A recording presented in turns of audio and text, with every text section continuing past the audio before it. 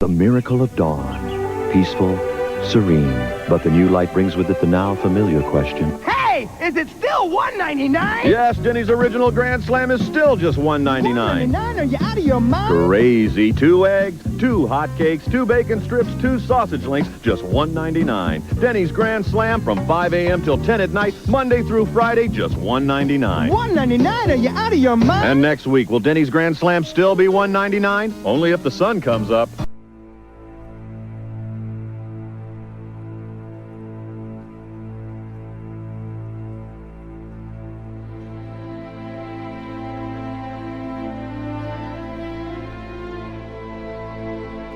Strange things happen in certain diners on strange boulevards. People of all kinds go out of their minds, or into the bathroom, never to return. And when strange things happen with a strange man in a booth to bear witness over a chocolate milkshake or Grand Slam, they might just inspire a piece of cinematic history. This is your host, Alec Mohibian, and you are listening to Filthy Armenian Adventures, a.k.a. Club Out Loudo. Today, we are taking an interdimensional tour of Mullholand Drive, the dreamy masterpiece of dreamland by David Lynch, and the curvy, winding, 50-mile-long mystery street that gives the dream its name. Most appropriately, the Mullholand Dream begins on Sunset Boulevard at the Satanic Denny's, where David Lynch got the idea for Winkie's, the iconic fictional diner where an iconic but not so fictional monster lies in wait. The shooting location for that was a place called Caesar's Restaurant in Gardena, which is now, in the severe Red Room language of Google Maps, permanently closed. But the real location, or the real dream location, is right here on Sunset Boulevard in Gower, at the Denny's where Lynch encountered Satan round about the same time I went out of my mind having my first Grand Slam for $1.99. Just a couple miles south of the easternmost entrance, it is the perfect place to fuel up before taking on Mullholand Drive.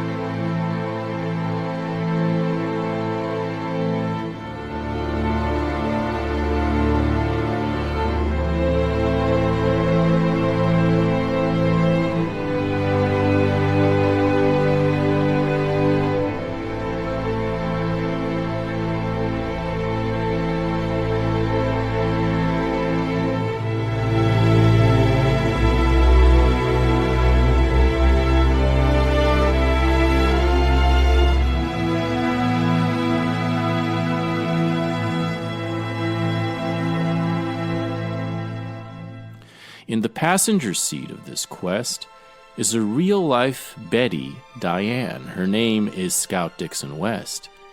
And she moved to L.A. with her mother from Shingle Springs, California, at the age of 15 to pursue a career in acting. Imagine that. She gravitated from blonde to raven hair. She was discovered by a modeling agency at the Grove. And most recently, she became an international star as a perfumer, whereupon she became the target of a woke cancellation conspiracy. Whether the dream be in song or screen, blonde or brunette, Coney Island or El Dorado incarnate, the old-souled, many-talented Dixon West makes all kinds of sense. And you can buy them at scoutdixonwest.com. This is a famously long and complex journey, full of puzzling twists and turns, so I am breaking it up in 2 parts to give the audience an intermission to mull things over. In part 2, which will be for subscribers only, you'll need a Patreon ticket to ride, we will enter the actual Mullholand Drive and go as far west as it allows us to go, and even a little bit further. That will drop on Mr. Lynch's birthday, January 20. But part 1 comes now. 1 year to the day he passed, as the city he loved so much went up in smoke, forcing him to evacuate his compound near Mullholand Drive. And in this part 1, Scout and I will fuel up for the drive and confront the monsters that continue to lurk in and out of the Satanic Denny's in Gower Gulch, which is still open 24 hours, but has grown even darker and more sinister since the Grand Slam days of $1.99. In the process, we promise to brew some of our own hot, signature, filthy Armenian clues to help you understand the difficult mystery that is Mullholand Drive. Clue number 1. Pay close attention to the title.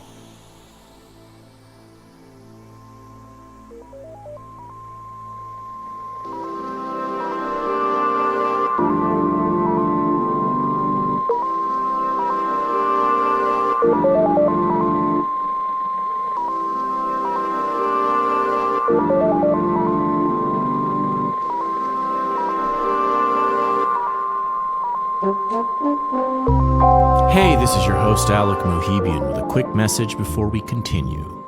Based in that great but very troubled place, Hollywood, California, Filthy Armenian Adventures is an interdimensional travel program that takes you deep into the cultural mysteries of our time. In search of truth, in search of gold, in search of lost friends and unsung heroes, in search of John Galt's motor.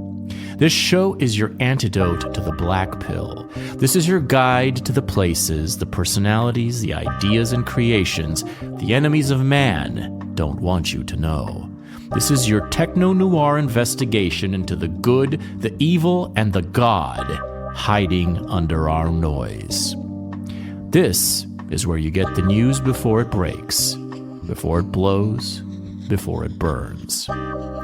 The show is supported entirely by patrons at patreon.com/filthyarmenian. As a patron, you get access to twice as many adventures, including the most important ones, the ones with the real facts. Plus, regular brief smoke break spiritual reports on topics of the day. As a patron, you also get exclusive access to our Smash live events. Ask anyone who's attended one, and they will tell you it's an experience you'll never forget. It's very easy to keep Filthy Armenian Adventures alive. You can still listen to the show on your favorite app like Spotify or Apple, and you can do so with the pride that you're putting a little bit of money where your soul is.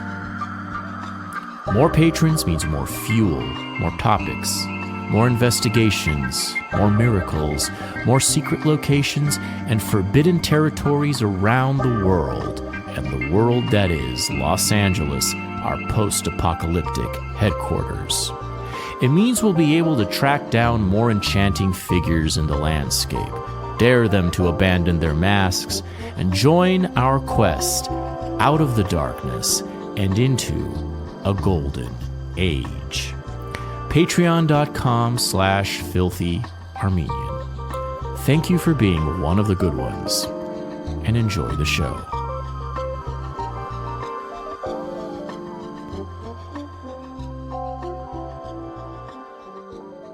Hello. Q. Never. Interesting. Oh, I'll tell you. It's like sit here, I guess. Oh, it's need to be clean? Well, we'll just give him... Here, we'll just sit here. I want to sit here because it's on the right. This is the proper side of the dining room. Can this be cleaned? You have to wait for someone to Oh, okay, fine. We'll just sit here for now.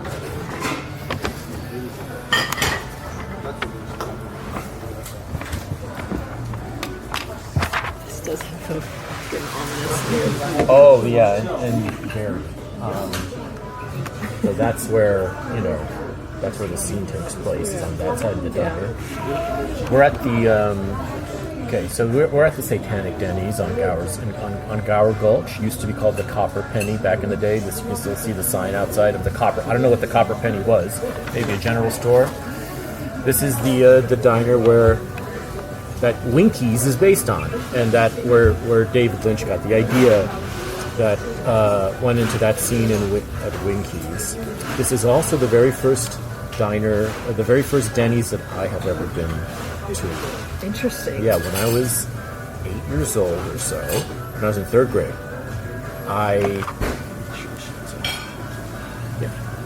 when I was in 8th grade, I hung out with the retarded kids, and not because they were putting I was special ed. You were retarded. Not because I was retarded, but because I admired them. Like I aspired to be retarded, and there was they were cool. And there's one named Patrick who was especially cool because he had Tourette's, so he was like cursing like a sailor, and I was just enamored with Patrick. And I would volunteer and play with Patrick in recess and whatever. And he was obsessed with Denny's. It was his favorite restaurant, so he got me all into Denny's. And that was the time when their great marketing campaign for the Grand Slam breakfast really took off with the jingle, $1.99, are you out of your mind? Do you remember this? This is before your time. You're too young. I don't remember it. You're too young because you were like just being born. While $1.99 was it a hip hop song in the commercial? Yeah, it was just like that was the song. It was like $1.99, are you out of your mind? It was a $1.99 Grand Slam. Great deal even then, $1.99, How old were you? This is 8. I'm 8. Okay. This is exactly the difference in our ages. Not more, because I'm older than that. But I'm 19. I'm 1985. Okay, yeah, I'm 1996. Yeah, so you were not even born yet when I came to this Satanic Denny's. This was part of the spot. So it looked different. Of course, all Denny's look different. You remember when it was like red, and we've been in pre-neoliberal downgrade. Yeah. Now it's all brown. Brown and gray. Brown and gray, which sucks. They have a good sign here and there. Like they have like a nice little. Yeah, they try to trick you with a decent sign. They have a decent sign, but this used to have like red carpet, red. Maybe real neon on the sign. Maybe real neon. I don't remember. I just remember it feeling so grand and elegant at the time. Mm-hmm. And because of the jingle, and because I was so passionate, I became so passionate about Denny's. I was visiting my grandmother, which lived where I live now, and they were like open one night to taking us to Denny's. It was my very first Denny's. Did you have to beg? What do you mean open? Well, I mean, they were. I think it was the fact that I was so excited about it, plus they liked the jingle. Yeah. $1.99, are you out of your mind? It was just cute. They thought it was cute. They were like, it's cute. So let's go. Let's see what this is about. So they took me to Denny's for the first time. This was a huge deal for me. My dad would never go to Denny's unless we were driving to Mammoth because he hates this kind of shit. Mm-hmm. He hates. My dad is such a gourmand. He likes fast food because it's flavorful, but to him, the middle tier shit is pointless. So he's high-low. He's very high-low, and so I was living in a Denny's desert, basically. There was no way it was going to happen unless you go to Mammoth and it's in the middle of nowhere. Yeah. And even then, he would throw a fit that we would hate it. Mm-hmm. But. So it was very important that we came here. And who knows? It might have been the very night that David Lynch was here. It may have it's been. right around the time, 1993. It makes sense, he doesn't specify when in the story that he tells about coming here. It probably was most certainly before the Neolib renovation. Well, it was definitely before that. Yeah. That was pretty recent. That was like last decade. It's making it more ominous. It is, and it is. Imagine it was a more romantic sort of. Oh yeah, it was. It was more American. Yeah. And now it's. I don't know what this is. I don't know, but when we walked up, a gentleman in the booth looked at me and said, "Winning." Winning. Like Charlie Sheen winning. Well, yeah. Oh, I know what you're talking about. He's looking at us right now, and he is very much. He reminds me of the assassin, of the hitman in Mullholand Dr. Yeah. He's literally straight up. He's like, that's him. Same attitude, very similar look, and he's definitely on something. Yeah. And he's just like swinging his head around and like looking. He's got orange juice. He's taking a measuring tape up to the lamp right now as we speak, or something. He's like. Oh no, putting a lanyard over. It's putting a lanyard. I thought it was like he was like taking a measuring tape up to the fucking This is pretty perfect, though. Yeah, it is. No, but it's always like this. He's living in two realities. He really is. And the guy in front of him who's facing us is kind of looks like the janitor who's in the place when the hitman job goes wrong. Hello.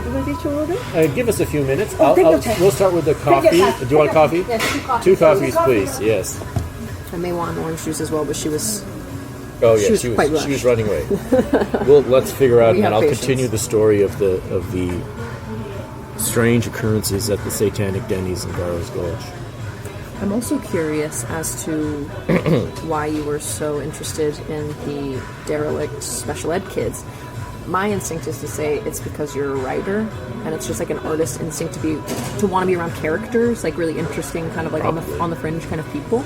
I wasn't a writer at the time, but maybe that was an early onset, an early indicator. You were still you. I was still me. Yeah, I was always. Yeah, no, I was always drawn to weird. I mean, I was drawn to older people, always. Me too.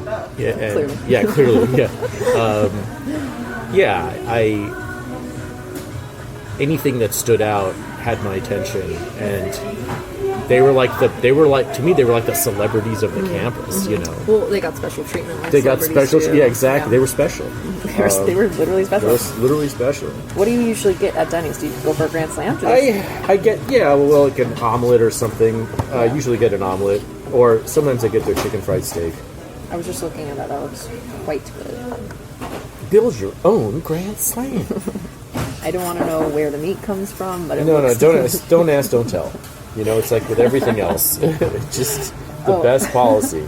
Okay, in doing some light research for this, I read that Lynch hopped into the dumpster at Bob's Big Boys and read the ingredients on the milkshake containers. Did you know this? Yeah, that's what took him off. That's what took him off that habit. Yeah, which is a dumpster's relevant because it's the dumpster behind here where our monster lives. Yes, yes. The monster. The tarry-faced hobo. Yeah. Which I'm sure we'll see some when we get back to the car. There's never a shortage of such creatures in this land. Which there is are some inside and outside as we speak. Oh yes. Another prophetic thing about that movie, although not that it was prophetic, like these people have always been around, especially in LA, especially like you know. Especially in like Skid Row, that's always been like a nightmarish shithole. But the fact that it's become everywhere and Hollywood, that's prophetic because it wasn't like there were that many of that in Hollywood at the time. You know? No, things are definitely getting darker and darker, but nothing new. You know, I have a tendency as a person who just like romanticizes the past to be like everything's been perfect always. Yeah. And like no, there have been hobos since Jump Street. Right. Yeah. Exactly. Yeah. Like, there were still like the odd tarry-faced bum in like 1920. Yeah. You know? So Lynch did get a Grand Slam that fateful day when he was here. He goes, I was there for whatever, a Grand Slam. I read this in the liner notes. Thank you. And the Criterion Collection has some good interviews in there. He is so like I can just hear him saying it. I know it's a gonna be Grand Slam. It's gonna be hard not to do a million things in his voice, and we probably will. But I know it's. Like I wonder like if I have this impression of his character as like so like childlike and beaming because of merely because of his voice like and his like kind of weird affects. Yeah, I mean he says things like that's Peachy Keen. That's Peachy Keen. Yeah, well this is well known. One of his great charms, one of the great Trojan horses of his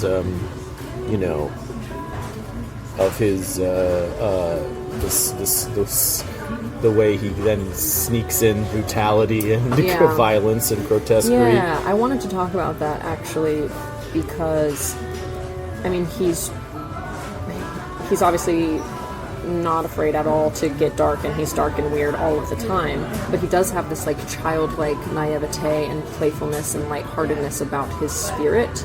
Yes. And I think of it as like the way a child is first introduced to darkness. You know, when you're a kid, and you are starting to transgress, you don't necessarily have like the shame and the judgment that you're then later taught, you know? Yeah. It's just like, this It's is just feeling. yeah, It's like, which is such a weird ancient wisdom in that, you know, like children just being like, this is life. You don't like feel that it's wrong until someone imposes that on you, which I feel like is like Lynch's like view of darkness, you know? Yeah, it's true. It's very visceral. Yeah. It's very visceral, and like, I mean, the scene in here, the first scene with what's his name? I honestly really don't like it. It's It's so uncomfortable. disturbing. Yeah. What is that actor's name? He's been in so many things by now that I forget. Is it Patrick, or am I just conflating that with the retard I think from it your might. I'll school? look it up right now. Yeah. Last name Fischler. I'll look it up right now.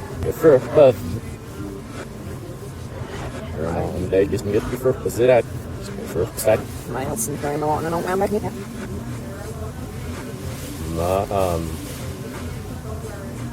I think I might want an All-American Slam. That's perfect. That is the perfect thing to get in honor. The perfect thing to get. Yeah, something about the nuances in his face, like, is so scary. Oh, it's a really, I mean, just the sheer, like, latent, just how scared he is. Yeah. He's just so scared. And you're like, to see an adult being that scared without a clear and present danger Yeah. is a jarring sight. You know, like, I'm watching it, I'm like, damn. No one, like, this is, I mean, just like somebody, without any reason, just because he had a bad dream. Yeah. But You he should saw a see my monster. dreams, right? Yeah, you see, yeah, like there's a grown up who had a dream where he saw a creature so scary that he has to, like, he's called some, like, professional looking friend to come with him to the diner. And we never hear what their relationship Totally. is. I'm like, is that his psychiatrist? Are they colleagues? Yeah, like, it's like, is that just his best friend? Is that just, it feels like a best friend situation. But there's still, like, a slight tinge of, like, weird, like, professionalism. I don't know if it's yeah, just like, their is that his dress agent? or- yeah. Is that his? I mean, you know, yeah, because he seems like very, like, There's you know, rigidity. There's a certain broiness to the finance broiness to the other guy, and, you know, it's like the whole thing is so. This is what finance bros have nightmares about, is tarry-faced bums. Yeah, that's the thing. Random tarry-faced bums, you know, that and running out of coke. His face is so scared, but also there's, like, this menacing, like, grin that comes out, you know, like this, like, upturn. Yeah, he's it's like he's I mean, it feels like he's this, like, vaudevillian, like, performer, like, you know, not, you know, I don't know, like some sort of, not Houdini per se, but some sort of. He looks like a ventriloquist dummy. Yeah, that's right. There you go. Yes, that's what it is. Yeah, like if someone. He looks like a human ventriloquist dummy. Totally. And if one of my friends were like, I'm interested in dating this guy, and I had to run, like, a physiognomy check, I'd be like, don't trust this man, because his face is terrifying. Patrick Fischler. He's been in so much since then. It feels like I he's don't in. know what I've seen him in. I don't know whether he's always appearing as, like, a side character in some TV show.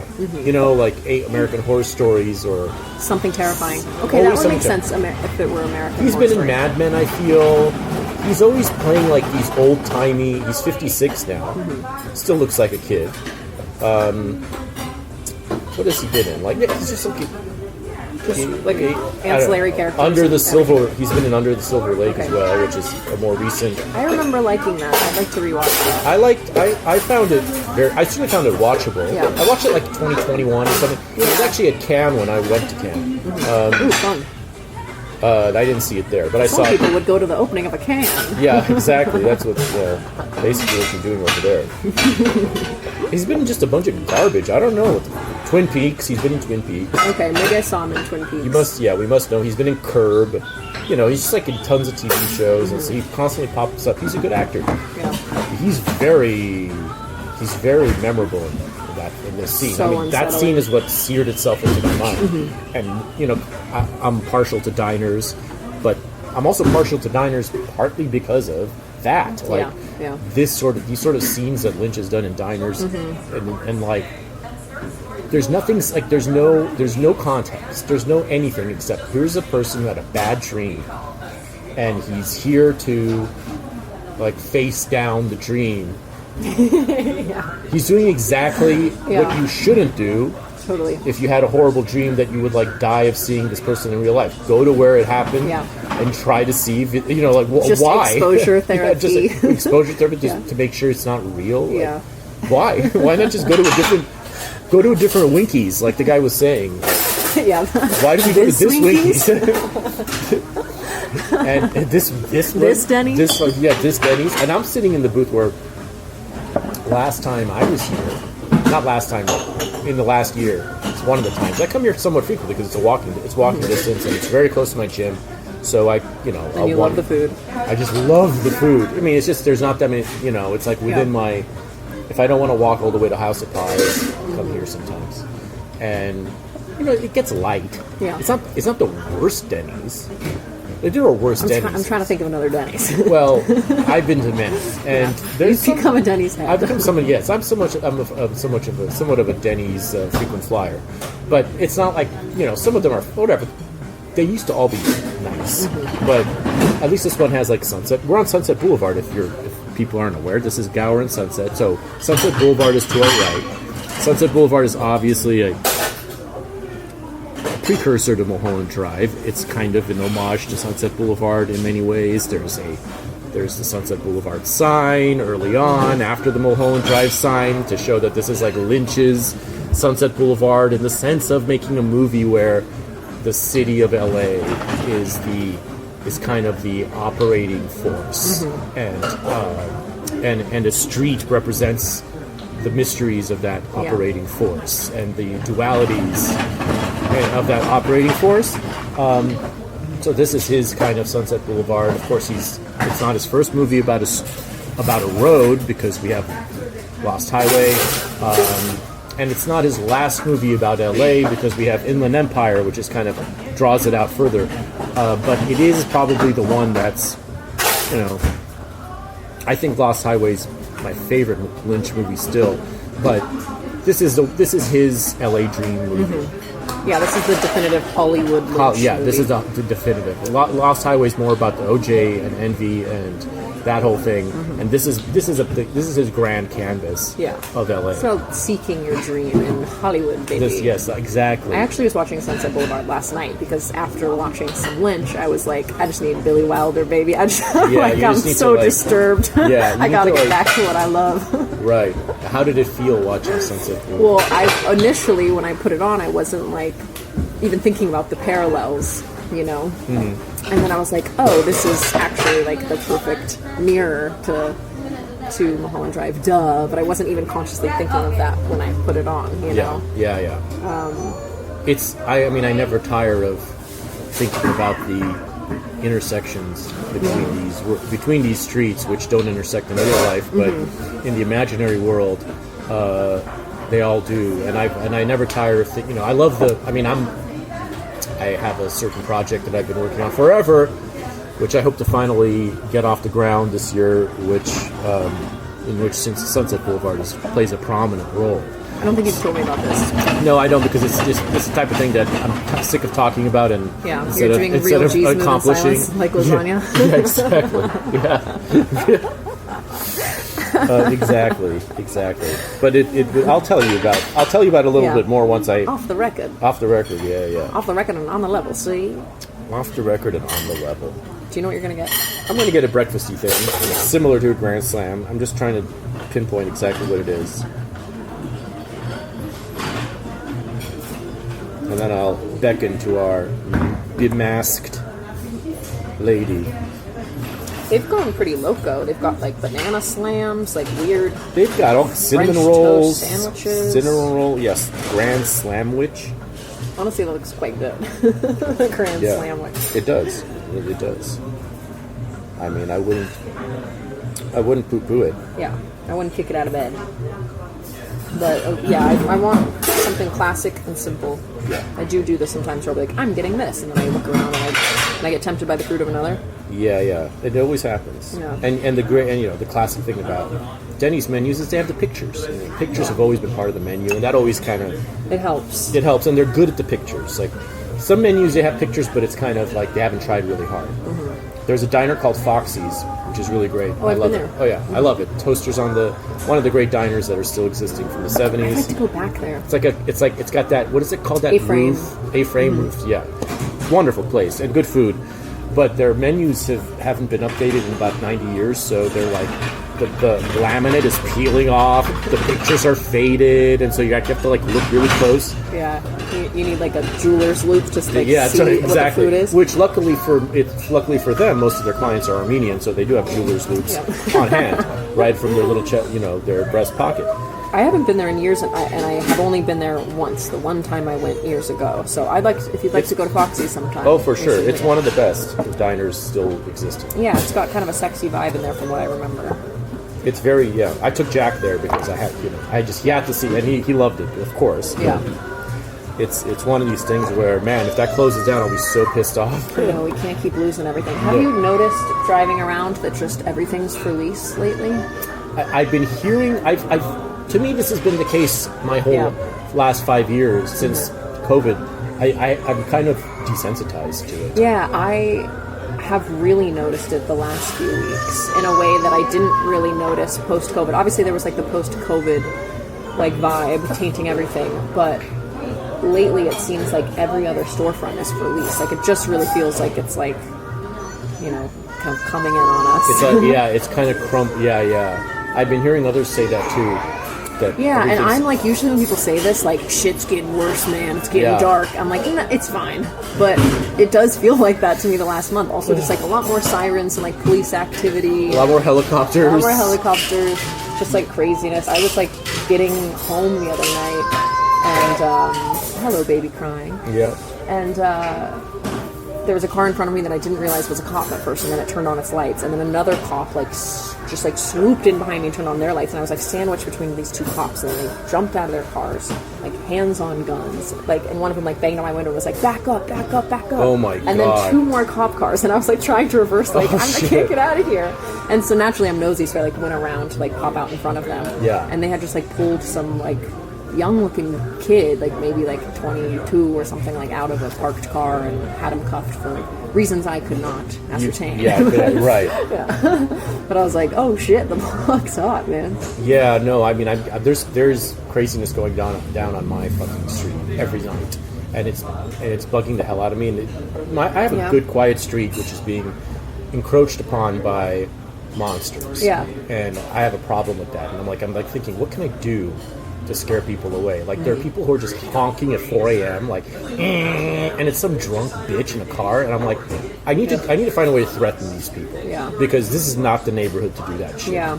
Some drunk ass bitch or high, and like Just screaming. at nothing. It's not like there's traffic on your No, street. I don't know what they're like trying to alert. Whatever it is, it's Yeah. trashy hoe retarded behavior. Yeah. There's been a lot of that trashy hoe retarded behavior on my street, and I just do not. I'm like, I need to find them. We need to like build a mafia that can go around and send some messages. Yeah. I am like, I have zero restrictions about doing any of this. I can do that. Yes, we need to form a moral mafia. This has been something that moral mafia. Gary and I have been talking, like a phrase we've come up with decades ago. Yeah, you need like, you know those plastic owls that people will put in trees to like scare birds away from their fruit or whatever the fuck it's for. I don't actually really know. We need that. We need that. We need the guy who shows up at the director's house in Mullholand Drive, that really huge guy, and just like is just like indestructible. Adam Kesher. Yeah. Adam Kesher. She pops up out of nowhere on his back. Yeah, and then he just like socks her face off, and punches her fucking little trainer. Is it? It's Billy boy. Ray in that scene, right? Billy Ray Cyrus. Yes. Yeah. We need that, but for each of our blocks. Yes. On a patrol. There's actually a house in my neighborhood that has like in the garage space has a mannequin that is like a security guard. Yeah. And every time I drive past it, it scares me because it just looks like a big man like coming out of the darkness, and I need to kidnap him and like put him with like a phony gun in front of your lawn. Yeah, I think that's a good idea. Yeah, and then we can animate him somehow, make him say something scary. Yeah, and you have like a MAGA hat on him. Yeah. You know, just all the trimmings. This is MAGA country. This is MAGA country. Like 15 different rifles that are, you know, like pictures of different rifles. Like like the evolution map, the evolution thing, but they're instead of stages a monkey, stages a gun. This is MAGA country just with Jussie Smollett. Yeah, we'll have nooses, like different nooses hanging from the tangerine tree. I just watched like a documentary about that. I think it's newish. This is a sidebar, so you should cut this out if you'd like. Yeah. And it's like showing footage like inside of Jussie Smollett's apartment, like after the alleged attack. Yeah. And he still has the noose on his neck. Yeah. And he's like talking to like the police responders, like if you were a black man and someone put a noose on your neck, would you leave it on your neck until the police arrived? Well, if you put it on yourself and you're jerking off, and then yes, and then the way he removes it is like a prop. He like takes it off and then like wraps it up. Yeah. Yeah. Well, fishy. Well, Food for thought. We know for that's right.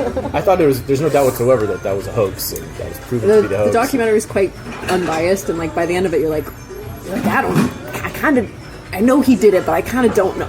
Yeah. Oh, okay. But he definitely did it. Yeah, right. Yeah, well, and he's obviously gay, right? Yes. Yeah. So he's an open homosexual. Yeah, so he's got that, like, he probably had that noose in his toy drawer for long ago, and he probably got, like, really creative one night when he was smoking something, and it was like, what if I raise awareness? I think they've forgotten about that. Yeah, I looked. This salted caramel banana pancake slam and salted caramel banana stuffed French toast slam. Did you notice that? I did not read the descriptions. I just looked at the slutty pictures of the wet French toast and pancake. Isn't that something? That looks divine. Yeah, salted caramel banana stuffed French toast slam is a crazy name. Yeah. Ooh. I'm just saying. That shit looks interesting. I like how they've credited the banana. It says, does that say Rios Produce, like on the banana? Like they're like name dropping their banana supplier? I guess so. Yeah. They're trying to indicate that it's a real banana. Yeah, the banana's just so you know, the banana's real. The banana. I'll tell you where we got it. Yeah. I went to the grocery store the other day and they had bananas in bags, which was very disturbing, considering they come in their own bags. That is very disturbing. Yeah, it was gone the next time I went to the store. I don't know why. There was like a one-off day where they were in bags, but yeah, it gave me the heebie-jeebies.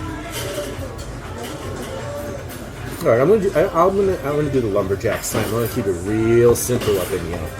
That looks quite good.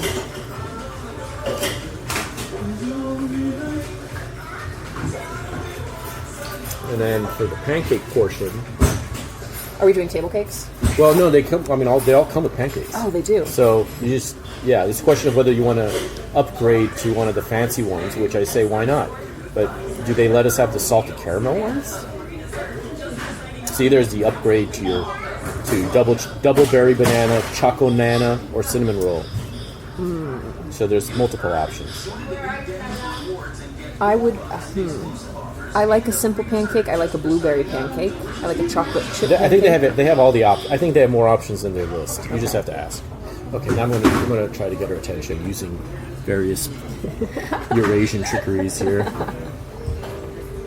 You got this. Hand gestures. How do they just live in that mask all day? How do they just wear that mask all day? I don't know, man. It's the same at House of Pies. They're very nice, like Asian proprietor there. He's in a fucking mask all day. What the fuck? I suppose since it is their culture and not their costume, they are just. Maybe they're just. But I don't know. Like I lived in Japan for a little bit, for like 4 months. I think I told you. And they were rocking masks when they were getting colds. But this does seem like a new flavor. I'm giving them the benefit of the doubt because they're Asian. Yeah, but they're wearing it they're not wearing it because they have a cold. I understand if you're doing it as if you have a cold, that's and you're trying to be Japanese courteous. Yeah, that I appreciate actually. It's just, but I think it's full time, and I don't get that. It can't be good for your skin. No, it can't be good for your life. I would kill myself if I had to wear a mask. It can't be good for your life. No, it can't be. I wouldn't like it either. I mean, just like do it, nasty, foamy face all day. Breathing in your own schmutz. Oh God. Ugh.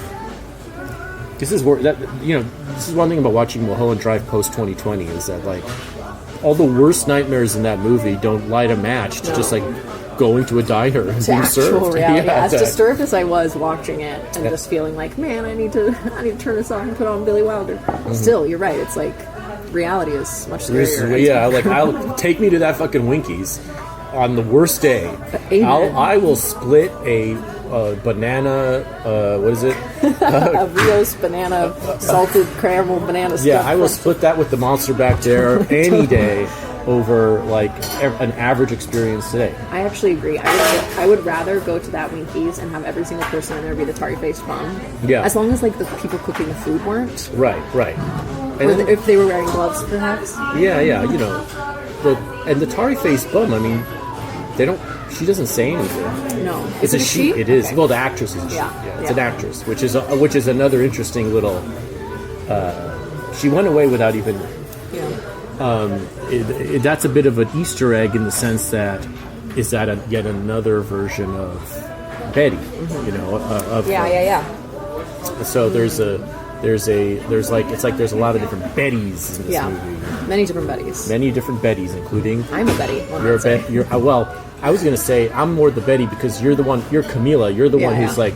You know, the star, and I'm kind of the lesbian hanger-on that you're taking to parties with you. I was gonna say just because I have dark hair. But you have dark hair too.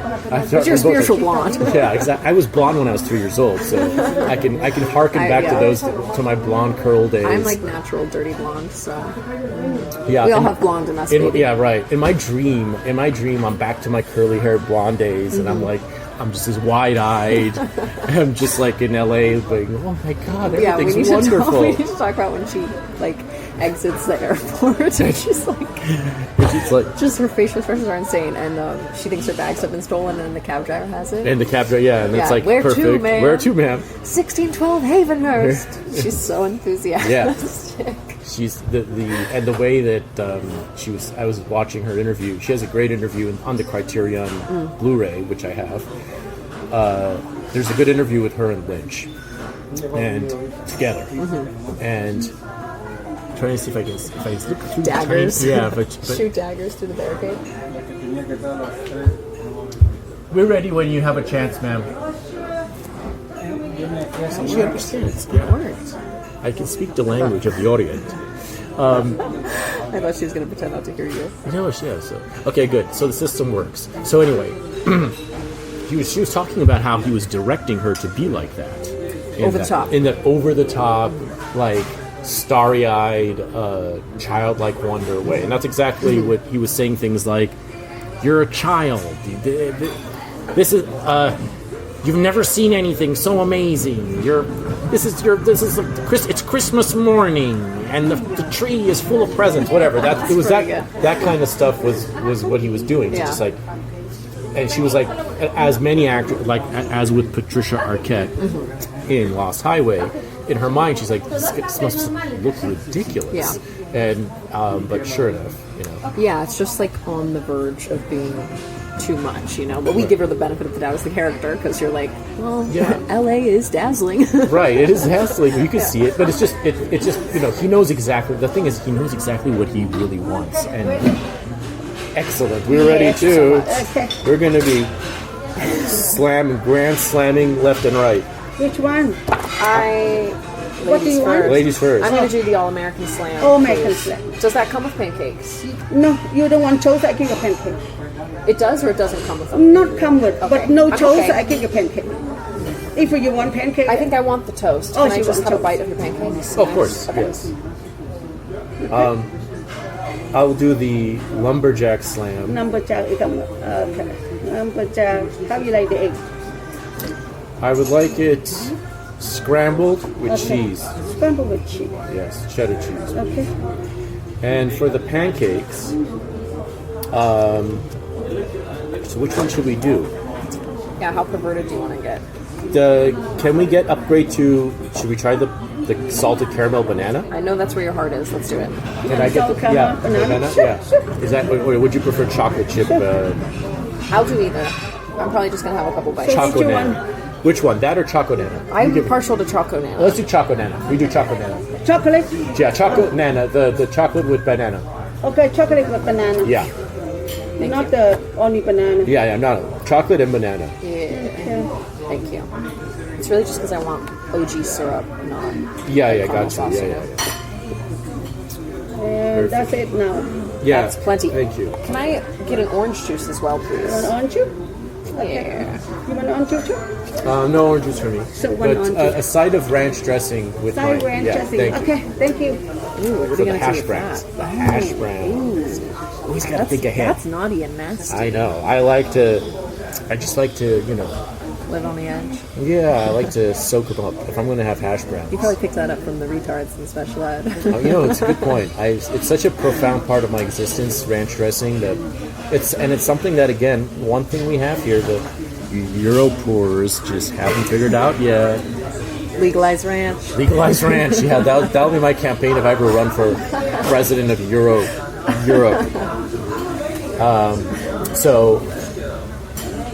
The wide-eyed. So okay, I'm sitting right. This is where I was. This is where in the last year or so there was like this, like methed out, really aggressive like pimp and his horse. I mean, Thank you so much. if it wasn't a pimp and his horse, it was like a drug dealer and his horse. Oh, it's nice. I like the bubbles. Why is it frothing? This is a frothing orange juice. This is like, let me just take a picture while the froth is. Damn. My Betty face. Yeah, your Betty face. Yeah, we need to do a picture from the car going like, yeah. Wait, do that again. Do it.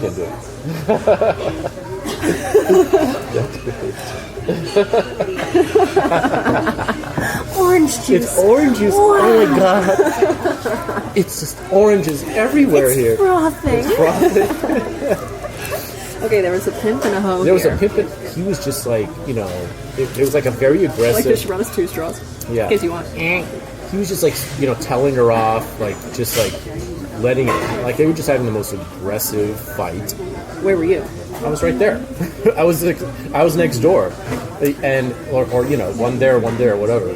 You were like, I get it, man. What have you got to do to keep her in line? Yeah, no, it was intense, and it was just like it was also very Lynchian in it was like gangstery too. It was like it was just like this, like the way I don't remember the details of it, but he was basically telling her that he was gonna like. It was one of those things you can't ignore. Yeah. So I've seen that happen. But everyone in the restaurant was ignoring it. Everyone but me was ignoring it. Yeah. But also it was a type of thing where like it had to be meth involved because there was an aggressiveness to it that was like you can just tell. You could tell that this is the kind of thing that leads to violence. Yeah. That's the concerning part. Like you're like, this guy might take out a gun and just like shoot her in the head. Yeah, right I mean, now. ultimately that's why no one interjects, right? Because Right. they're like, he might kill her later, but if I say something, he'll kill me too. Yeah, he'll kill me too. And like, whatever. I mean, It's like the exercise with the train track, the toy trains, and the people on the tracks. Like, train A or do you pull the lever and kill 5 people, or kill 2? kill 2. Yeah, Like if I interject, he might kill us all. Yeah. If I just let it play out, he might kill her. It might kill her. And she's, this is what she signed up for. I'm not going to white knight for this tweaker ass bitch. Sorry. But it was like cinematic. It was just it was so gangstery. So I've seen so the story with Lynch, as you might know or not know, is that he was sitting there having a grand slam, and he heard a very genial conversation going on behind him about God and religion and stuff. And he gets up to leave and pay his bill.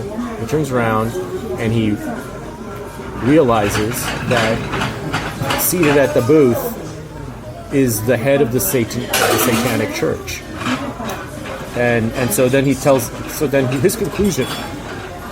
He just recognized him. He just recognized him. Yeah, I don't know how, but it's strange that he, maybe he keeps tabs on him. New conspiracy. Exactly. David Lynch. Satanist Let's go on rhetoric? Tucker Carlson.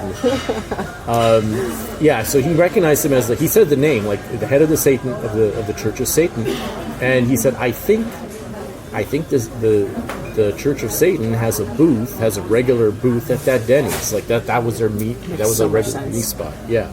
So that's why we call this the Satanic Denny's. Not just because the vibes are satanic, but because they're literally communing here. They're literally communing here while David Lynch was here, and they gave him the idea for Winkies. So Interesting. It all connects. And who knows? I might have been here at an age of 8 on that very same night. You could have been. Yeah, I could have been. You're pushing it. I think that you perhaps you were. I mean, odds are like 90% that I was there the exact same night, because how else would I end up here all these years later at a Denny's? You know? Yeah. No, this is providential. If my dad knew I was here right now, he would just, if he knew that his own child Was that the Satanic from the Denny's? age of 8, like, oh yeah, okay, Alec was into this shit when he was 8 because of the retards, but at 40.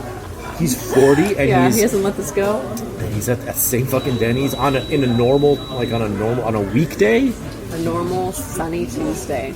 On a normal sunny Tuesday. But that's what Lynch is trying to tell us: is that on a normal, mundane, sunny Tuesday, there can be insidious satanic movements happening just behind you or within you.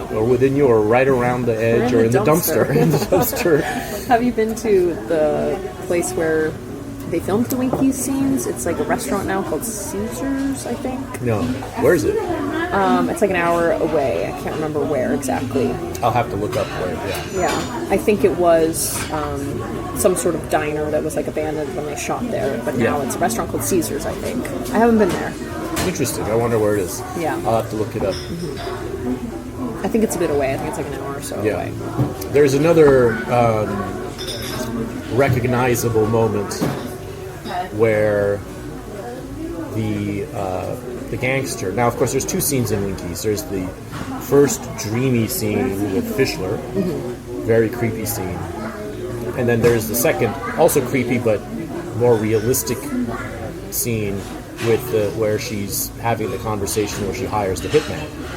And there's seemingly more, apparently in reality, that seems to take place, where she hires the hitman and that also is like surrealistic a little bit, because he tells her that he's going to leave a blue key for her, and she's like, what does that open up? And he just starts laughing. You think the key opens something? Does he hand her the key, or does he just hold it up? No, he says when it's done, you'll find the blue key. Because I was like, that wouldn't make sense. How could he place it if he hands it to her? And one of the that at some point David Lynch was persuaded to release 10 clues. Ooh, 10 clues to help understand, to make sense of it. To help. How loath he is to help you make sense of anything. He hates explaining things. Yeah, there's also like arguably not much to explain, man, because they're all. It's his work is so abstract and symbolic and a lot of it is. A lot of what confuses people most is really symbolic, or just instinctive, surrealistic, instinctive type of things. That as if you're accepting that it's a dream world, there's going to be nonsensical things that end up being like little motifs that take you from one kind of scene into that dream to the next, and it unlock. They're keys, basically. Yeah, exactly. He loves dream logic, and he also works in such a way that is like,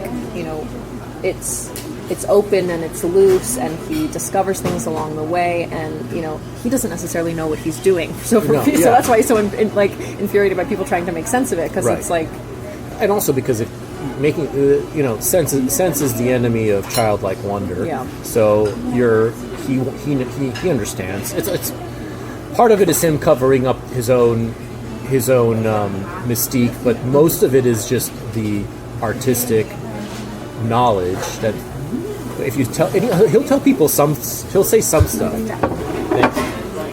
I'm missing the pancake, okay? Oh, your chocolate pancake.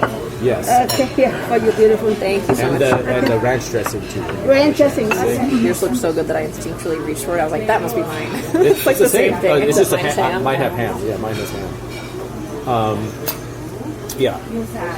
Oh, wait. What am I missing? Nothing. We're just missing the thing. Yeah. Excellent. Thank you. Thank you. Excellent. So he'll explain some things. He'll give you like these little poetic compass types of thoughts. He's not like it's not about nothing. It's not. It's not. He knows what he's trying to get at, but he doesn't want to. But if he gives it too much detail, it does kill the fun. Totally. Like I watched this twice just in the last few days before this. Which think about how many movies can you watch twice within a weekend? It's not that easy to watch a movie back to back. Yeah. But with and him, it's a long movie. and it's 2.5 hours, which is like average runtime for like a comedy now. Yeah. But back then, it's an adventure, and it's still it's such a strange movie that it's like you can have it on. It's the case with all his movies. His movies you can just kind of rewatch endlessly. Totally, because you're not like. I know exactly what happens next Right. because you're picking up new shit every You're time, picking and it- it's yeah, it's exactly. like it's as peculiar each time. Yeah, you it watch is. It, It is, and it's also a different experience each time you watch it. When there's a little bit of there's between each gap. If you've watched this, I've seen it, God knows how many times at this point. But between each viewing, it's a different experience. Like if you spend some time away from it. Your pancake. Oh, wonderful! It looks beautiful. And the coffee's here. Let's take. I was like, is she supposed to leave that? Yeah. This will just put. I just want to get a nice little. Curate the frame. Yeah, curate the frame. Oh yeah. Oh yeah. Oh, yeah. yeah. That's like, Oh yeah.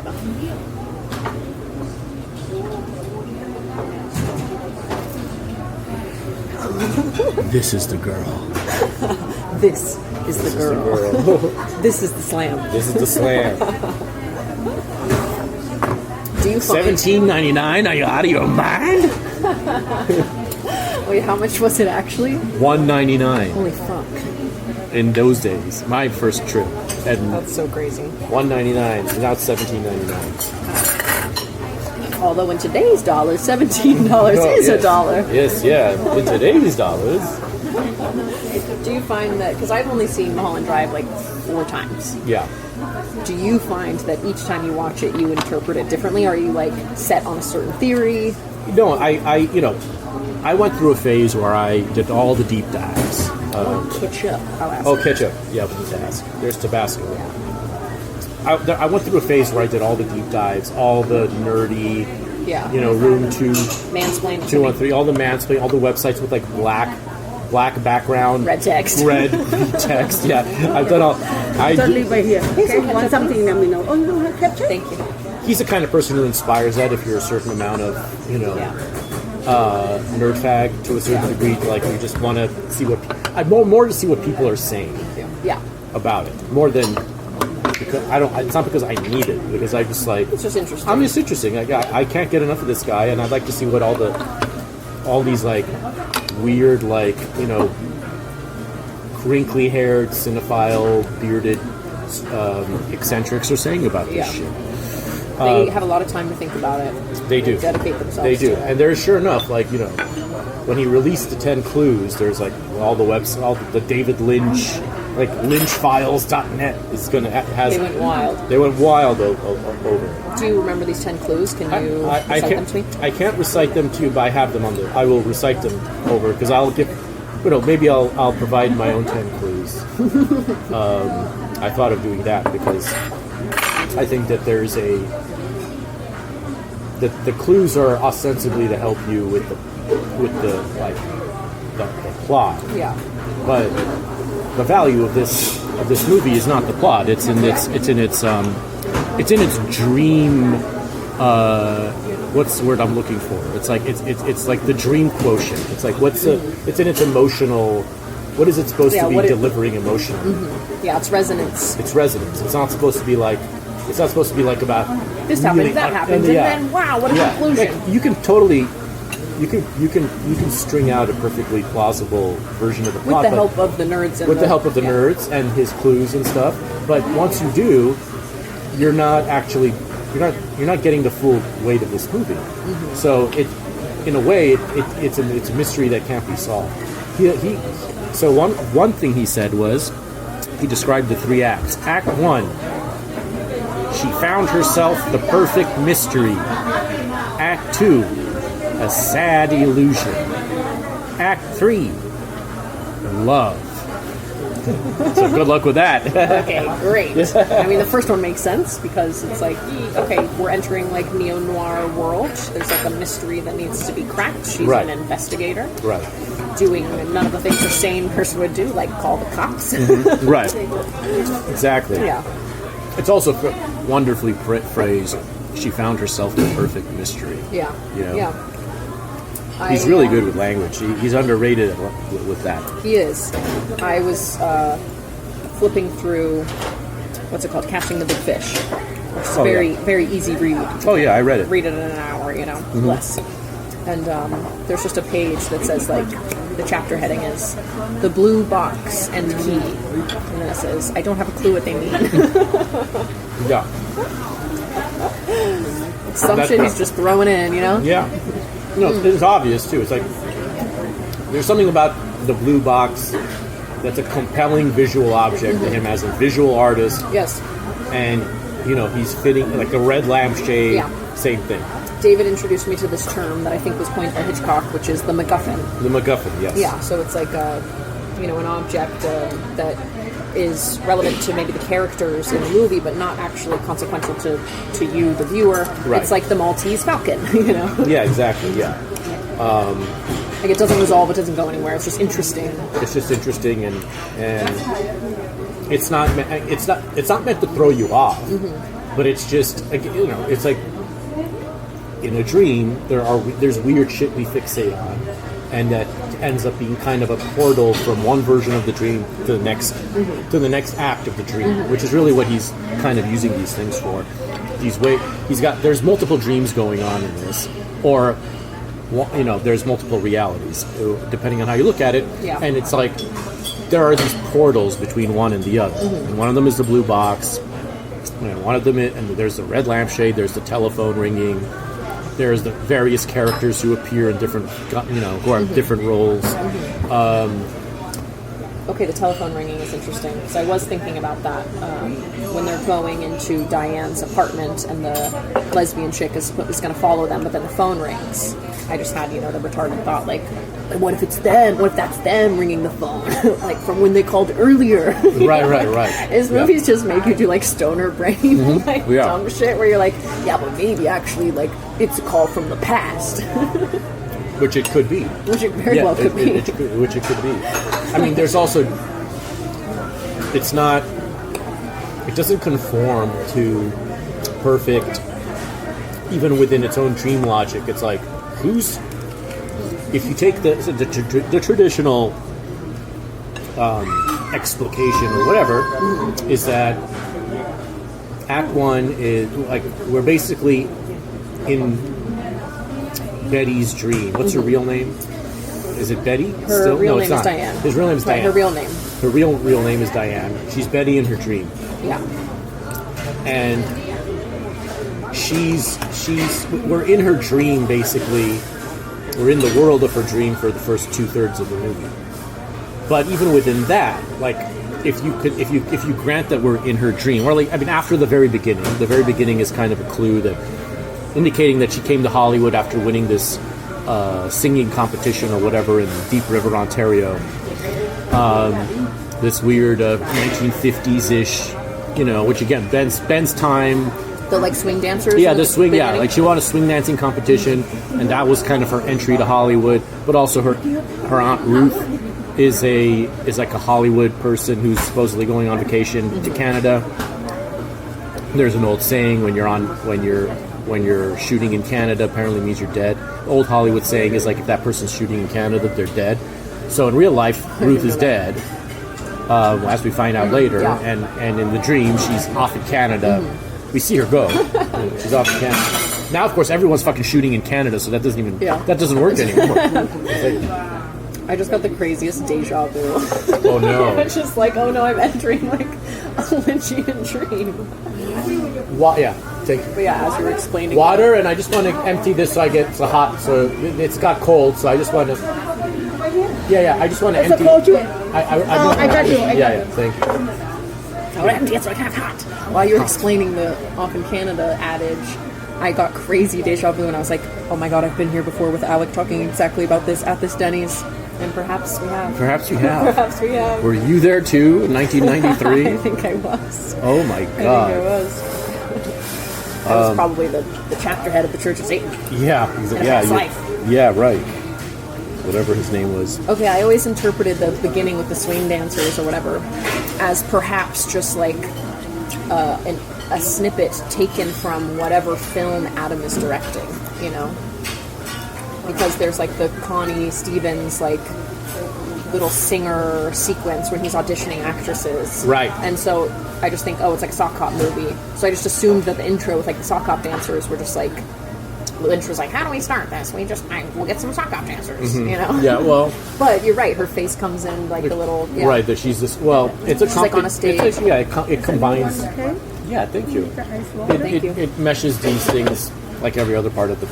Like every part of the movie. He's doing the Sylvia... The movie he's making is called the Sylvia North story. So it's about... He's making a movie about someone like this. Yeah. Like some actress who made it big. Starting with a sock hop competition in the 50s, I guess. Meta. Yeah.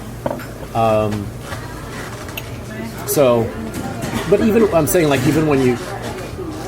And that, it's still, that indicates that it's her, like, the fact that she's won this, that might be reality. But, whose reality are we even talking about? And then, and who's to say that dreams aren't reality? And who's to say the dreams aren't they reality? Are part of reality, right? I think the point also, they're also just the past. Like, she was that person at some time. Like, that's until the Hollywood thing. fucked her. Until Hollywood fucked her, exactly. And until she became Hollywood's loser versus Hollywood's winner, Camila. Yeah. So, the dream is... I mean, there is much reality, obviously, in the dream, because it takes her back to her innocent state and to her hopeful state and to her just arrived in LAX state. Nobody has ever had that attitude at LAX after going through what you have to go through at LAX. But artistic license is permitted in cases like this.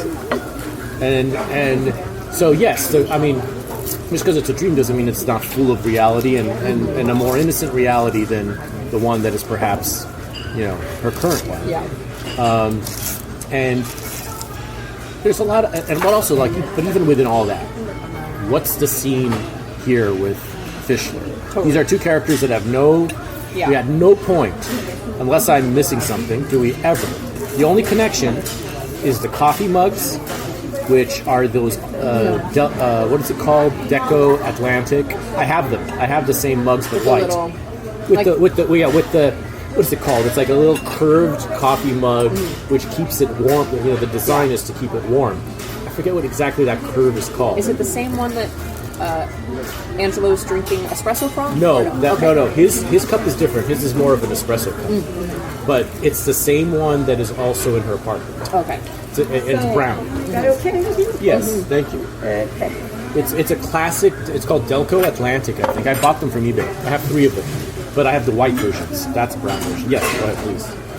Syrup it up.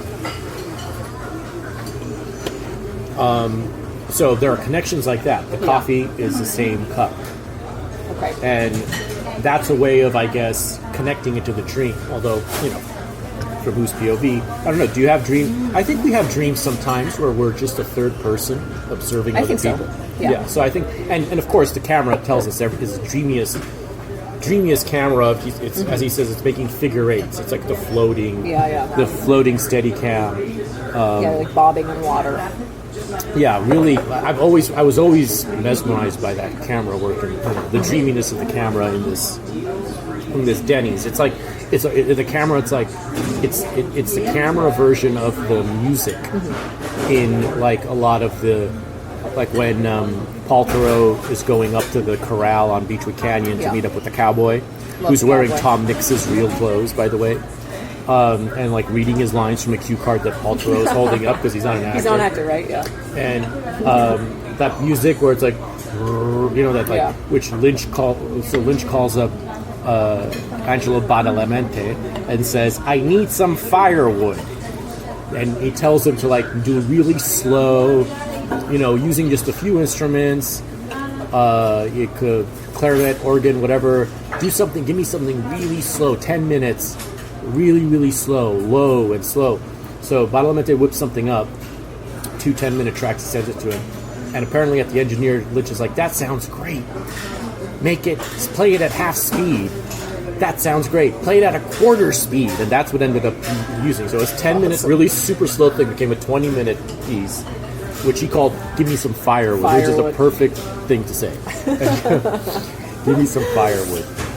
So anyway, that's like the camera version is almost like that. The version it's like matches, you know. And so there's that scene. There's other things that we're seeing the hitman do his shit. Like who's watching that happen? You know, we're seeing things that are not from Betty's point, not from Diane's point of view, but ostensibly they're occurring in her dream because they're all connecting to the story. That scene is so good of the hitman going to get the black book and him just fucking up and having to like struggle with the big fat lady. Yeah, the big fat. Yeah, it was like something bit me bad. Something bit me bad.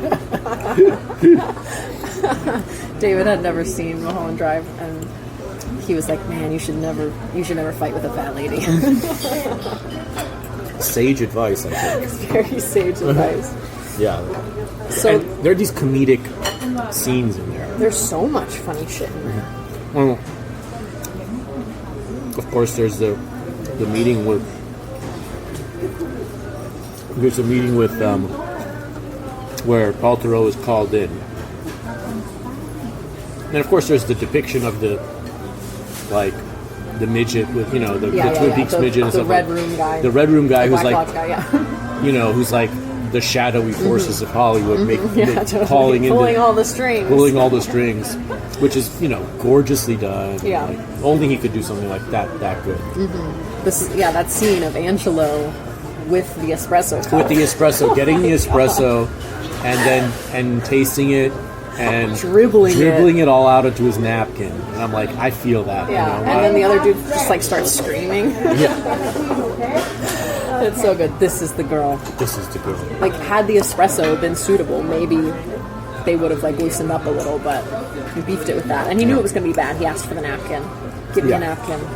And then the reveal later that this is the girl is, what she said to the hitman when giving him her photo, and connecting that phrase, but that being like this is the girl, like connecting that to the command that chooses who's to be who's to be the star and who's to be the star's lesbian refuse.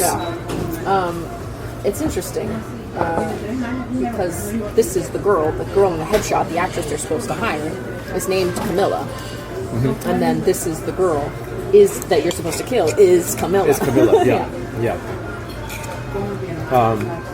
How do you interpret the blonde actress version of Camilla? What do you think she represents?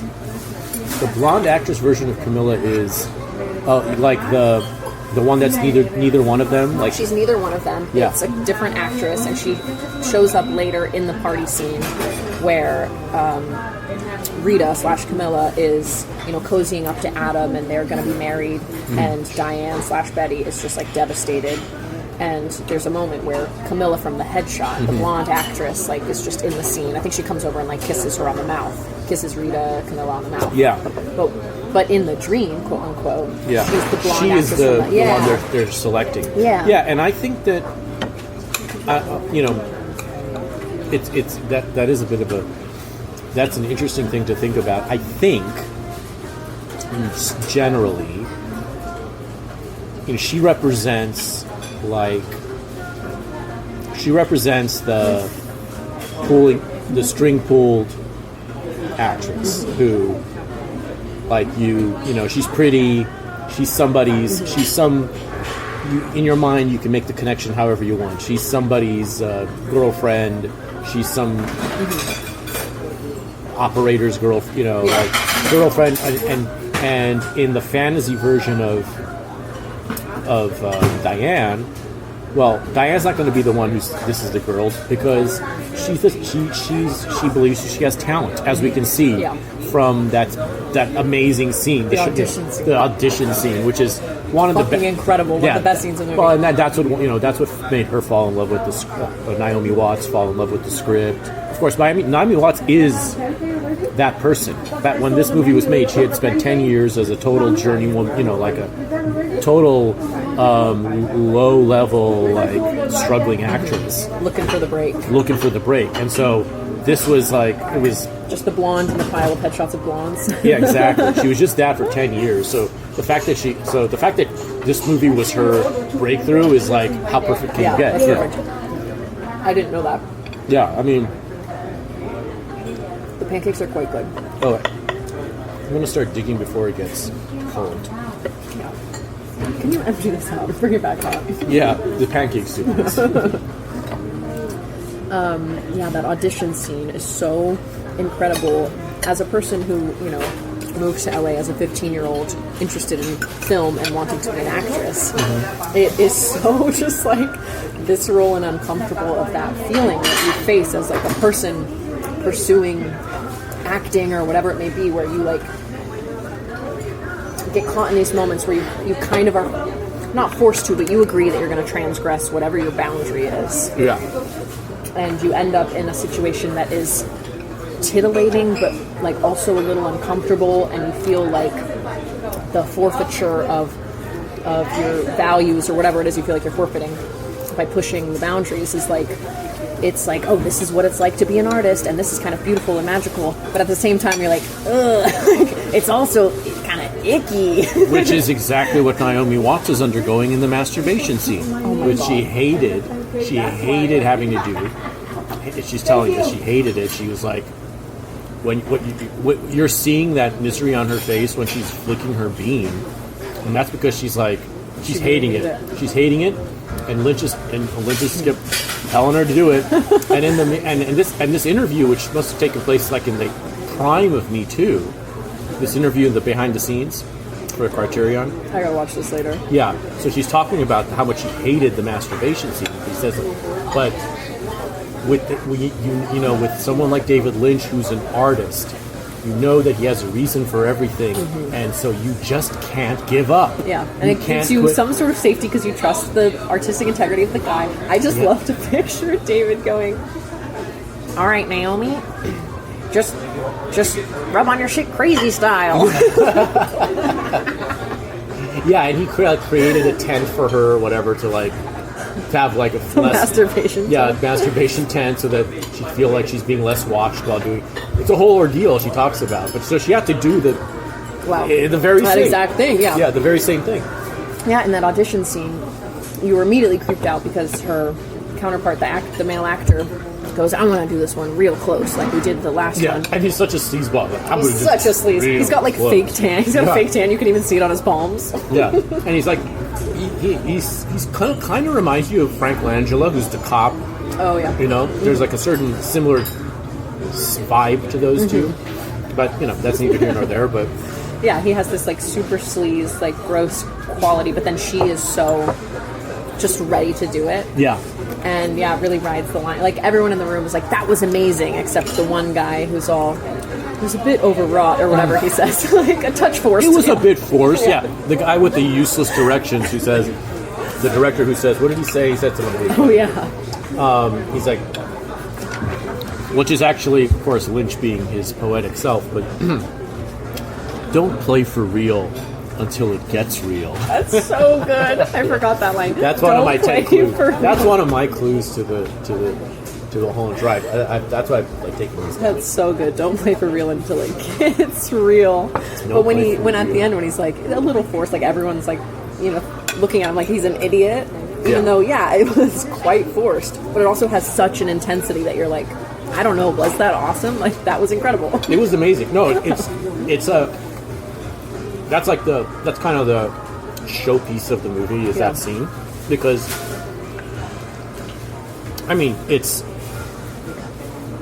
very relevant to our moment, our unfortunately unending moment of sexual paranoia, because it shows us that basically what Hollywood is, it always has been, is like Drek Drek that is redeemed by eroticism, by like erotic energy, and so that's what you're seeing with that scene.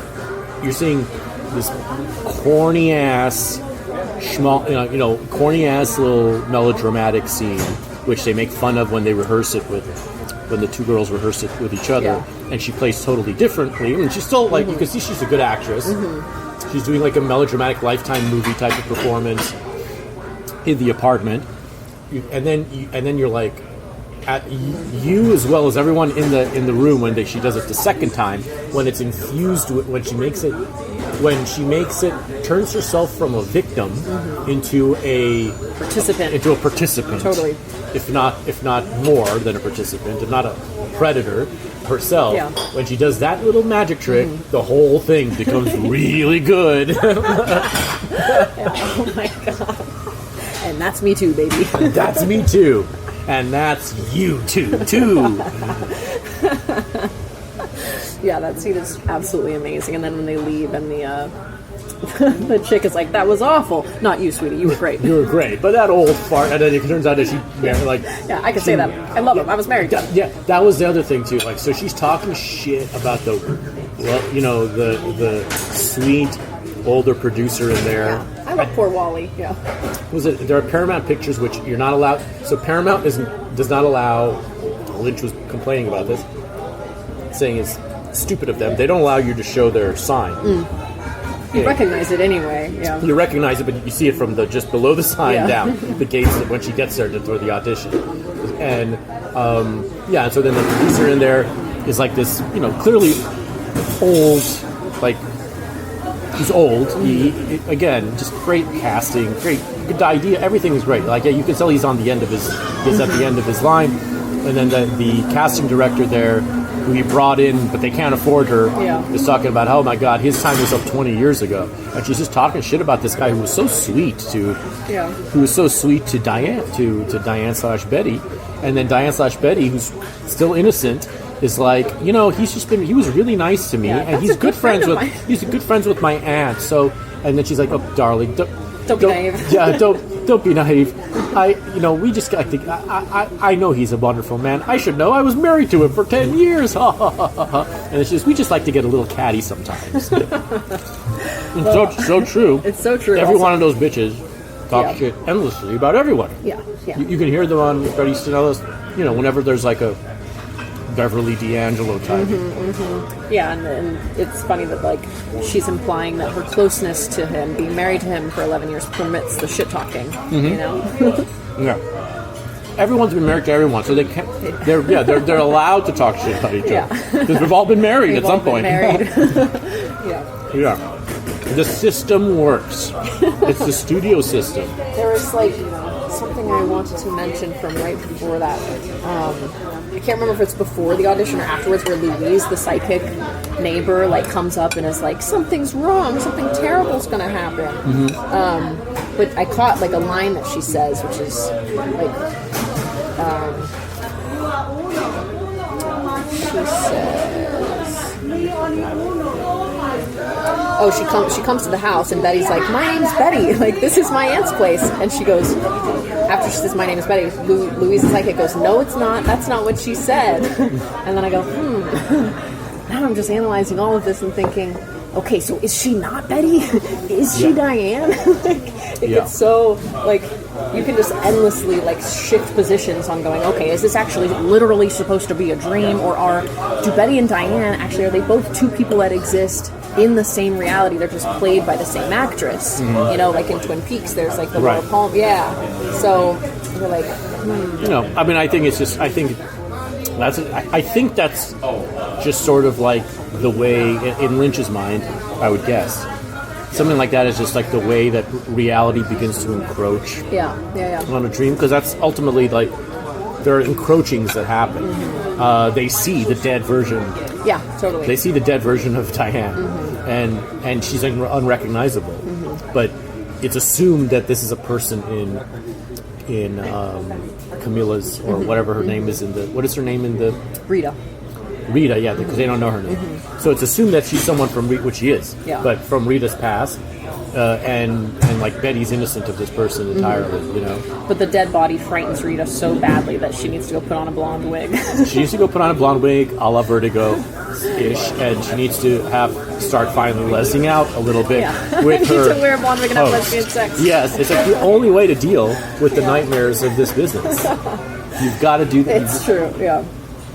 Yeah, like I think and most people's instinct when they watch Lynch's work in general to like try and like explain everything or be really literal about it is really futile at the end of the day, because it's like it's clear in Mullholand Drive at least that it's so about the fracturing of the selves and the way we like, you know, elude ourselves and blah blah blah. It's like to try and be literal about, is this an actual dream? So pointless. But no, it makes you want to do it because it's driving you nuts. No, yeah. It's like that's, I think, where we need to go with our thinking about it is like, what is it that it's doing to you? What is this movie doing to you? And I think that's what we'll try to explore as we drive Mullholand, the majestic Mullholand Drive, the creepy, winding, endless Mullholand Drive, which I think goes something like, how many miles is it? It's at least 30 miles, and maybe up to 50. And the last many miles are a dirt road that they won't let a full automobile drive on. It's really quite a hell of a, the street itself is really interesting. It begins right here off the Cahuenga Pass. From the 101 we'll get off, and then that's the easternmost point. So it begins in Hollywood, and it ends in Kim Kardashian, straight up. It ends in it goes straight into her. It ends in Calabasas. Straight to her BBL. Yeah, exactly. Straight to her BBL. So it begins in this glamorous golden age Hollywood, and ends, and you know, Hollywood Bowl, Hollywood, and ends with Kim Kardashian. It's like it literally traces the entire history of this business. Like, Lynch don't miss. Lynch don't miss. I don't know how far I've taken Mullholand in all my days. I've only taken it for a little bit from the valley to the other side, to West Hollywood, or to. I've done little bits and pieces crossing from valley to this side. Yeah. I've never taken it all the way east-west or west-east. I've definitely not done that. But as a teen, I'd take it constantly just from Coldwater or Laurel down here. Obviously, it's easy to do. I wonder if I've ever taken it farther. We're going to find out. We're going to find out, and it's a creepy. It's very dark at night, which is why another reason why he clinged to it. Of course, that's where the accident happens. And there's the question of the accident. Is the accident real, or is the accident? Where does the dream? What are we talking? Like, when does the shit? Yeah, is that just Rita's dream? What is it? Yeah, who's dreaming at that point? At that point, I'm lost. I don't know whether the accident is real or not, or what it's supposed to be. I haven't figured that one out. I don't know anything. I don't know shit. I don't know nothing about nothing. I'm like Anna Nicole Smith, who herself is another beautiful blonde. Beautiful blonde. Another maybe she's the real Camila. She's like the side blonde, you know. She's a blonde in a stack of blondes. Yeah, she's a blonde in a stack of blondes. She actually, I intersected with her in my life too. Really? She came to enroll her son at my middle school at the same time that my one time in my entire middle school career was at the vice principal's office during class. I don't think it was disciplinary. I think it was because I was like trying to get something sorted out. You were trying to get in special ed. I was trying to get myself moved into AP special ed or something. Special ed. For whatever reason, for some non-disciplinary reason, I was in the vice principal's office while she came in wearing a summer dress, blue and white, as I recall, to enroll her son. And did he end up going? He did, yeah. I think, yeah, for at least. But he was younger than you. He was a sixth grade. He was being enrolled in sixth grade. I was in eighth grade on my way out, so he was going to be enrolled for starting the next school year. Yeah.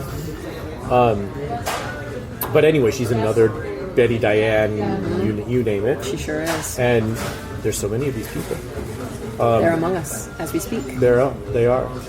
But I do wonder how many more of them. How many are they?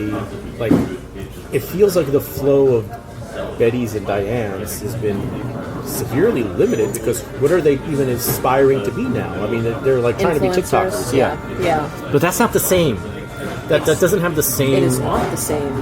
But that's a good question. Surely there are people who move here wanting to be actors. I actually met someone the other day who was like dating my friend's son, and she had some strange accent. I couldn't tell if she was like Eastern European or Israeli, and she was like, I'm an actress. Well, I'm not. I can't do the accent. I was like, but I'm not an actress because I haven't booked anything yet. But I just moved here from wherever, and and so of course there are people moving here to be actresses. But do they have the same level of naivete? That is the question.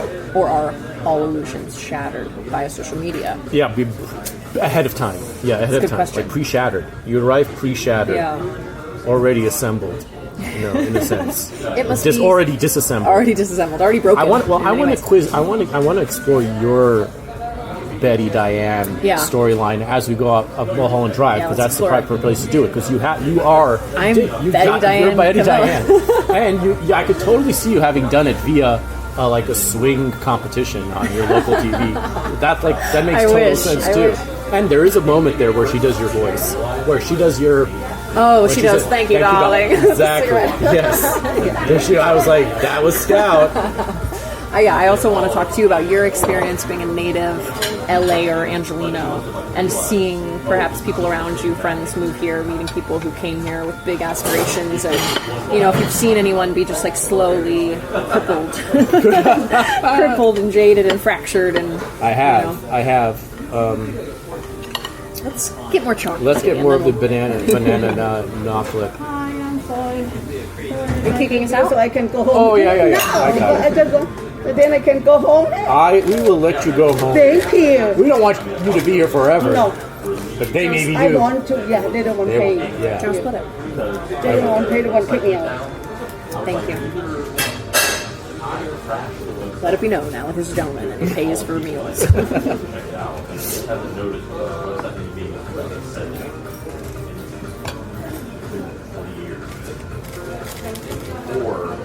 This is the girl. This is my. I'm going to be saying that for the rest of the week. Yeah.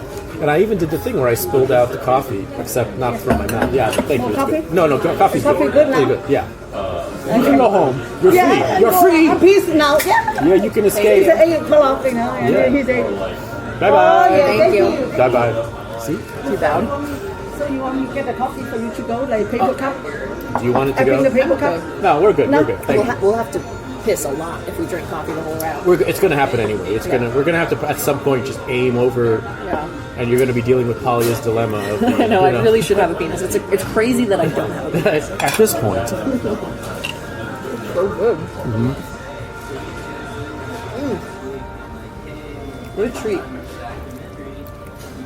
I'm glad we got the chocolate chip. Thank you for yielding. So you can't remember, this is your first time at any Denny's or just... I've been to a Denny's for sure. I don't know when the last time I was at a Denny's. I can't even recall if I've been to one in Los Angeles, where I've lived now for nearly 15 years. Yeah, well, you kind of live in a Denny's desert too. In Silver Lake, there's no Denny's around. I was in the Valley for a little while. Is there a Denny's? I would go to Mel's or I'd go to Dupar's. They're better. Just better. They're better.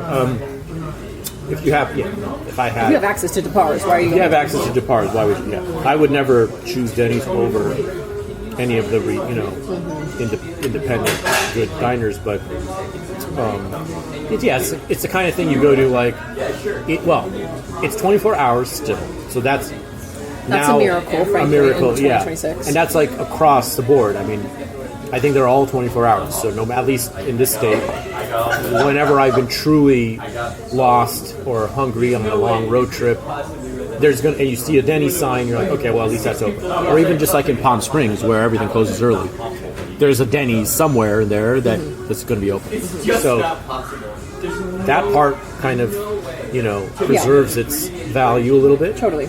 A lot of it. 24 hours anymore, which is such a shame. Nothing's even open late. Even IHOPs, which used to be 24 hours, are not 24 hours anymore. Do they close at like 10? They close at ridiculous. Yeah, so that Denny's beats IHOP. Sorry, Gotti.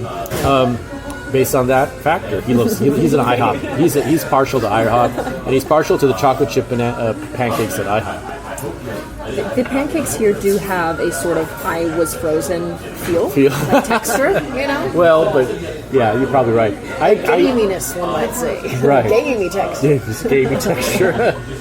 I did see there's no easy way to put this. I saw a ghost at Mel's. What? Yeah, I think. Okay, what I think happened? it was a ghost. This was a long, long time ago, dear listener. I was probably like 16 or 17. So you're in your full Betty. I'm Betty phase. I'm Betty. Yep. I'm trying to think if I had dyed my hair black yet. I'm not sure. I may have been a dirty blonde still. And I was at Mel's with my mother, and we were sitting in the back. This is in Sherman Oaks? ? Yes. And we're sitting in the back. There is no view. I don't even think there are windows in the back there. All I can really see as my booth faces the back wall is a restroom. And we're having hot chocolate. Having a jolly good time. And I see a man with a shaved head and like a short sleeve t-shirt and some tattoos go into the restroom. And it's a single stall restroom. Single gender, single stall, lock it behind you style. And I never see him come out. My mom sees him too. And so we're just chatting and kind of not really paying attention, but eventually I realized a lot of time has passed, and I go, that guy never came out of the bathroom. And again, we just kind of ignore it. And then someone goes into the bathroom, which you shouldn't be able to go into if someone's still in the bathroom. So immediately she and I look at each other, and we're just feeding into each other's, like, you know, heebie-jeebies. And we go, oh my God. That man was a ghost. And we grab the hostess and we go, did you see a guy with like a shaved head and some tattoos and a gray t-shirt go into the bathroom? And she goes, I didn't see that man at all. Oh!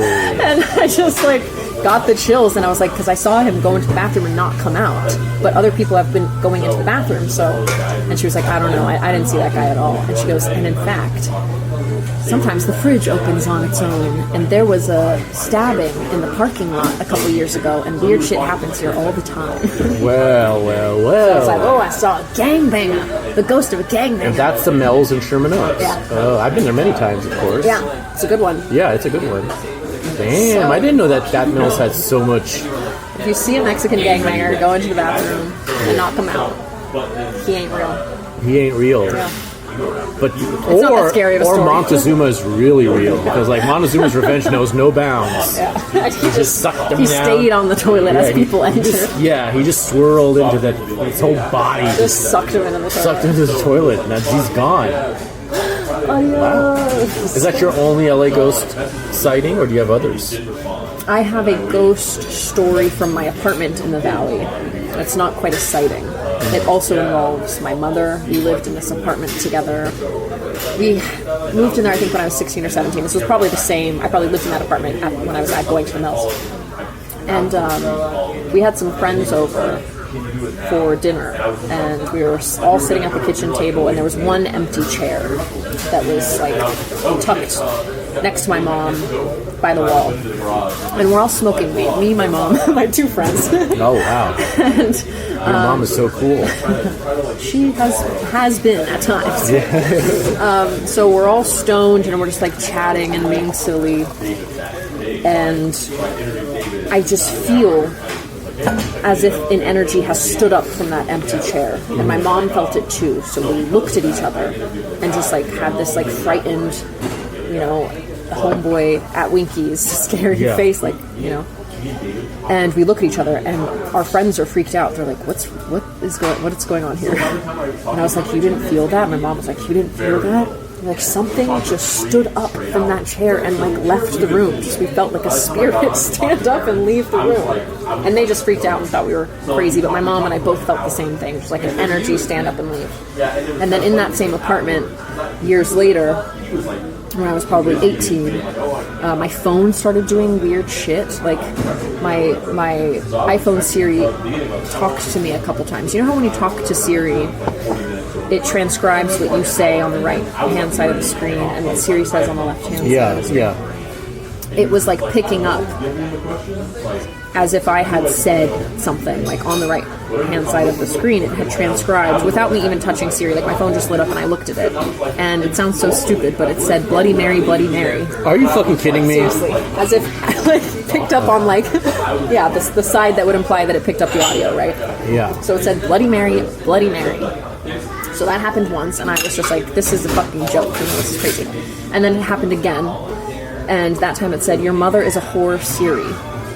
Like it was a ghost talking to Siri, saying its mom was a whore. Like, I've got no explanation for it. It sounds so fucking stupid, but yeah, so my phone wigged out.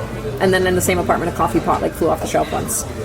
But other than that, like I lived in that apartment for a long while, and then eventually my mom moved out, and then I moved back into it in like 2021, and there was no other activity but just those like 3 things. These are messages that are leaking from the red roomy type of place where the midget is on the wheelchair. Yeah. Like fucking with your brain, you know, like your mother is a whore, Siri. Yeah, your mother sucks cocks in hell. Yeah, you know, that kind of thing, yeah. The Bloody Mary thing is like too funny. It's like the ghost has a sense of humor, you know? Right, like doing the most cliche, yeah, Bloody Mary, Bloody Mary, but it freaked the fuck out of me. Like it was really scary. Yeah. Because it's just like a scary movie. Like what's the scariest thing that a fucking ghost could say? Bloody Mary? I don't know. I don't think I've ever had an experience myself. The night is young. Well, there is one exception. There was we were having dinner at this former plantation restaurant in Georgia. My mom and sister. And that place was like we heard some. Was it Pink's or what's it called? Pink, something pink. I don't remember. Famous. It was long ago. Maybe it could have been. It was like a little bit like 20-30 minutes outside of Atlanta. Speaking of Pinks, did you notice the Pinks? Yes, Pinks. In Mulholland Drive, yeah. They call it something else, right? When you see the actual... I think it says Pinks. Oh, it says Pinks. I think Well, so. it says Pinks in the parking lot. You see Pink, okay. but then I thought when they showed like the official... So you may be right. They may have altered it, which was weird because then they kept it at the end. Whatever. I don't remember. Could have been consistent. They were eating the hot dogs. Yeah. There's just another place if you're doing a David Lynch tour. Go to Pinks. Go to Pinks. Talk to a streetwalker. Yeah, but anyway, there was that plantation. We were exploring it later, and you know, there was a lot of like. We opened this one closet. We hear a train whistle. We go to the back to the yard in the dark, and it's like we're hearing screams, like shrieking screams. This sounds like a ghost story. Yeah, it is. It's just there isn't a single. It's just like grab bag from this like haunted plantation. You didn't feel like you were personally victimized by a ghost. It wasn't a personal thing. It was like we were in the belly of the beast, and there were definitely some sounds. Yeah. You know, great sounds at odd times. It was creepy. To be expected on the plantation. Yeah, and there was a rocking chair on the porch, which was like rocking. Like long after anyone had sat on it, you know, that type. Self-rocking rocking chair. Exactly, a self-rocking rocking chair. It was like an hour after anyone had sat on it, and it was still like rocking. Yeah, that's scary. I went to Savannah. I think I told you. Yeah, you were out of town too. Gorgeous place. It's so pretty. I can't get enough of like the Spanish moss over all the trees. It's just so nice. It's really nice. I was at my friend's in-laws place, and it is in like a private community / like social club. It's got like golfing greens and a marina and like fancy, you know, retirement home style shit. But it is on the Henry Ford plantation. So it was a rice plantation that then after the Civil War burned, and then Henry Ford bought like 85,000 acres or something. This is part of it. And my first night, I had like a whole guest house to myself, and the like TV wasn't working, but it would like turn on and like chatter and like do this weird like fuzz out thing. And then I started to hear like scratching like in the walls, and before I had the sense to go, this might be a critter, I just like was thinking that there was some ghost of a slave coming to kill me. And I was like FaceTiming my friend, and he was like, well, you know, like Savannah's one of the most haunted. And I'm all, I fucking know. And I just got in, and it was late, and I wanted to shower, but I was like, the last thing you want to do when you think a ghost is coming after you is get naked and get in a shower, you know? Yeah. That's when they'll get you. Yeah. You don't want to remake Psycho again. No. Like, one remake is enough. It's funny. But yeah, then the next day. One remake that Quentin Tarantino says is better than the original is enough.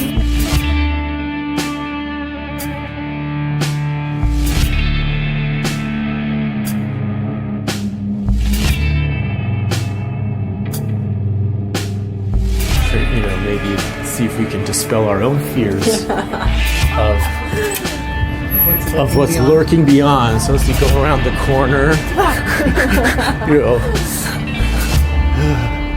there's the dumpster around. You go around this corner. The light is beautiful right now. Oh yeah, this is the perfect light. lighting for something really terrifying to emerge. Oh, it really would, yeah. He calls it, it's like the twilight, or he said, or half night, or what did he say? He said in the dream, it looks just like this. It's not day. What does he say? It's not day. It's not night. It's like a twilight or something. He says like where it's like just something pretty about the light. Yeah, and then he says so the lighting is different. Yeah. And then he says, he talks about how scared how terrified he is. I've never been so scared of anything. I never ever want to see that. Never want to see that. Here's the corner. Ah!